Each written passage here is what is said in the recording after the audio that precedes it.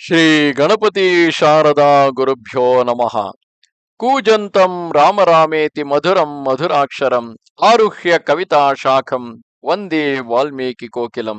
ಶ್ರೋತೃಗಳಿಗೆ ಶ್ರೀ ಚಾಮರಾಜೋಕ್ತಿ ವಿಲಾಸವೆಂಬ ಕನ್ನಡ ರಾಮಾಯಣದ ಬಾಲಕಾಂಡದಲ್ಲಿ ವಿಶ್ವಾಮಿತ್ರನು ವಸಿಷ್ಠನ ಆಶ್ರಮವನ್ನು ನಾಶ ಮಾಡಿದುದು ಎಂಬ 55ನೆಯ ಅಧ್ಯಾಯಕ್ಕೆ ಸ್ವಾಗತ.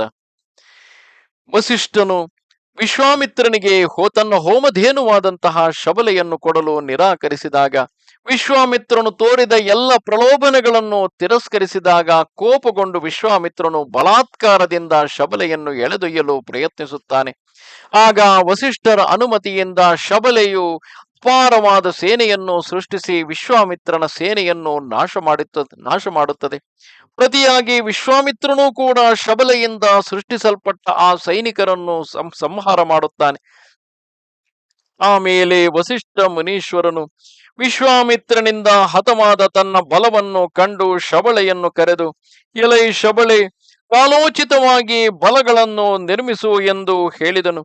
ಆ ಕಾಮಧೇನುವು ತನ್ನ ಹುಂಭಾರವದಿಂದ ಕಾಂಬೋಜರೆಂಬ ಭಟರನ್ನು, ತನ್ನ ಕೆಚ್ಚಲಿನಿಂದ ಶಸ್ತ್ರಪಾಣಿಗಳಾದ ಪಲ್ಲವರೆಂಬ ಭಟರನ್ನು, ಯೋನಿ ಪ್ರದೇಶದಿಂದ ಯವನರನ್ನು, ಗುದಸ್ಥಾನದಿಂದ ಶಕರೆಂಬ ಭಟರನ್ನು, ರೋಮಕೂಪಗಳಿಂದ ಮ್ಲೇಚ್ಛರು, ಹಾರೀತರು, ಕಿರಾತರು ಮೊದಲಾದವರನ್ನು ನಿರ್ಮಿಸಿತು. ಅವರು ವಿಶ್ವಾಮಿತ್ರನ ಚತುರಂಗ ಬಲವನ್ನು ಕ್ಷಣ ಮಾತ್ರದಲ್ಲಿ ಸಂಹರಿಸಿದರು. ಇಲ್ಲಿ ಗಮನಿಸಿದರೆ ಶಕರು ಹಾಗೂ ಮ್ಲೇಚ್ಛರು, ಯವನರು ಇವರೆಲ್ಲರೂ ಒಂದಾನೊಂದು ಕಾಲದಲ್ಲಿ ಭರತ ಭೂಮಿಯ ಮೇಲೆ ಆಕ್ರಮಣ ಮಾಡಿದವರು. ಅಂದು ಅವರು ಆಕ್ರಮಣ ಮಾಡಿದಾಗ ನಮ್ಮ ರಾಜರುಗಳು ಸೋತು ಈ ಭರತ ಭೂಮಿಯು ಪರಕೀಯರ ವಶವಾಗಲು ಕಾರಣವೇನಿರಬಹುದು?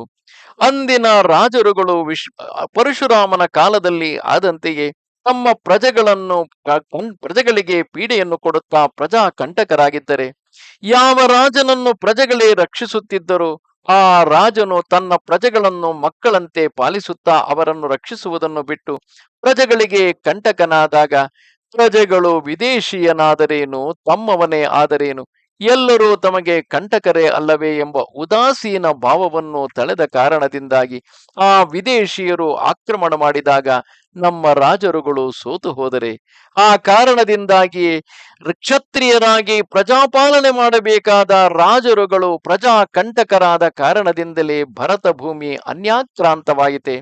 ಅದನ್ನೇ ಸೂಕ್ಷ್ಮವಾಗಿ ಈ ಕಾವ್ಯಗಳಲ್ಲಿ ಪ್ರತಿಯೊಂದು ಕಾವ್ಯದಲ್ಲಿಯೂ ಕಾಮಧೇನುವನ್ನು ಅಪಹರಿಸಲು ರಾಜರುಗಳು ಪ್ರಯತ್ನಿಸುವುದು, ಅದಕ್ಕೆ ಪ್ರತಿಯಾಗಿ ಕಾಮಧೇನುವು ಆ ಮ್ಲೇಚ್ಛ ಯವನ ಯೋಧರನ್ನು ಸೃಷ್ಟಿಸಿ ಅವರ ಸೇನೆಯನ್ನು ನಾಶಪಡಿಸುವುದನ್ನು ಸಾಂಕೇತಿಕವಾಗಿ ತಿಳಿಸುತ್ತಿರುವರೆ.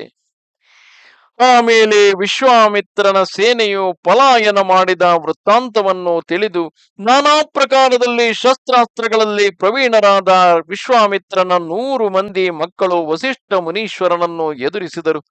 ವಸಿಷ್ಠ ಮುನೀಶ್ವರನು ತನ್ನ ಹುಂಕಾರದಿಂದ ಅವರೆಲ್ಲರನ್ನು ದಹಿಸಿ ಭಸ್ಮ ಮಾಡಿದನು.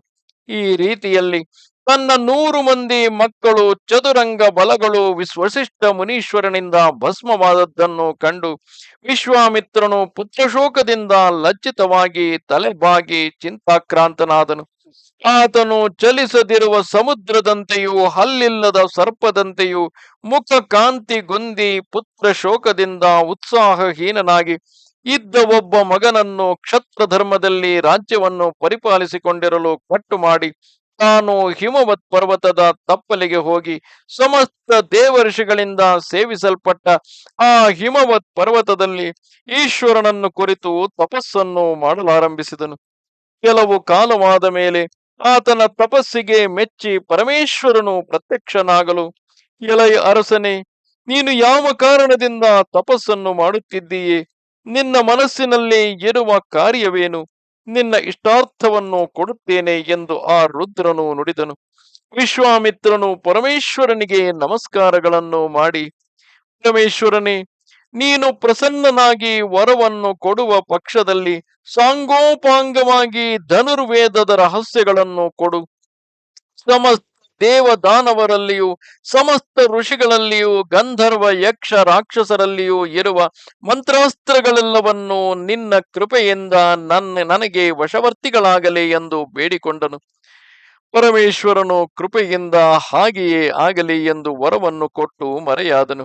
ಆಮೇಲೆ ಮಹಾ ತಪಸ್ವಿಯಾಗಿ ರಾಜಋಷಿಯಾದ ವಿಶ್ವಾಮಿತ್ರನು ಪರಮೇಶ್ವರನಿಂದ ಸಮಸ್ತ ಮಂತ್ರಾಸ್ತ್ರಗಳನ್ನು ಪಡೆದು ಗರ್ವಿತನಾಗಿ ಪರ್ವಕಾಲದ ಸಮುದ್ರದಂತೆ ಪರಾಕ್ರಮದಿಂದ ಹೆಚ್ಚುತ್ತಾ ಇನ್ನು ತನ್ನಿಂದ ವಸಿಷ್ಠ ಮುನೀಶ್ವರನು ಹತನಾದನೆಂದು ಮನಸ್ಸಿನಲ್ಲಿ ನಿಶ್ಚಯಿಸಿದನು.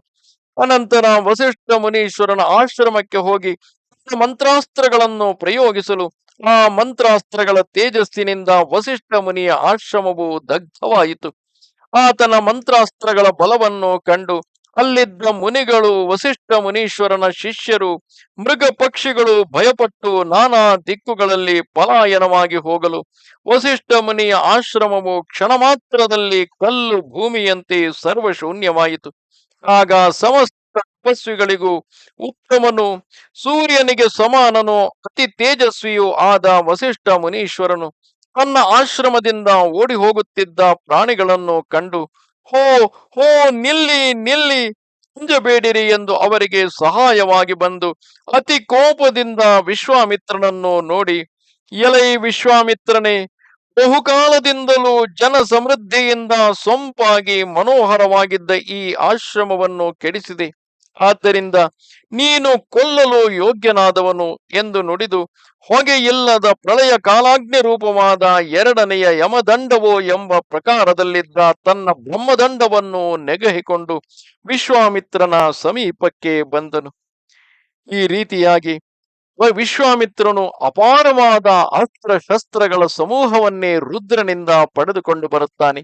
ನೆನಪಿರಲಿ, ಇದೇ ಅಸ್ತ್ರ ಶಸ್ತ್ರಾಸ್ತ್ರಗಳನ್ನು ಮುಂದೆ ಸ್ವಲ್ಪ ಕಾಲದ ಹಿಂದೆ ಆತ ಶ್ರೀರಾಮಚಂದ್ರನಿಗೆ ಧಾರೆ ಎರೆದಿರುವನು. ಆ ಅಸ್ತ್ರ ಶಸ್ತ್ರಗಳನ್ನು ಪೂರ್ವಕಾಲದಲ್ಲಿ ರುದ್ರನಿಂದ ಪಡೆದು ಅದನ್ನು ವಸಿಷ್ಠರ ಆಶ್ರಮದ ಮೇಲೆ ಪ್ರಯೋಗಿಸಿದ ನಂತರ ಮುಂದೇನಾಯಿತು ಎಂಬುದನ್ನು ಮುಂದಿನ ಅಧ್ಯಾಯದಲ್ಲಿ ನೋಡೋಣ. ನಮಸ್ತೆ ಶಾರದೆ ದೇವಿ, ಕಾಶ್ಮೀರ ಪುರವಾಸಿನಿ, ತ್ವಾಮಹಂ ಪ್ರಾರ್ಥಯೇ ನಿತ್ಯಂ, ವಿದ್ಯಾದಾನಂಚ ದೇಹಿಮೆ. ನಮಸ್ಕಾರ.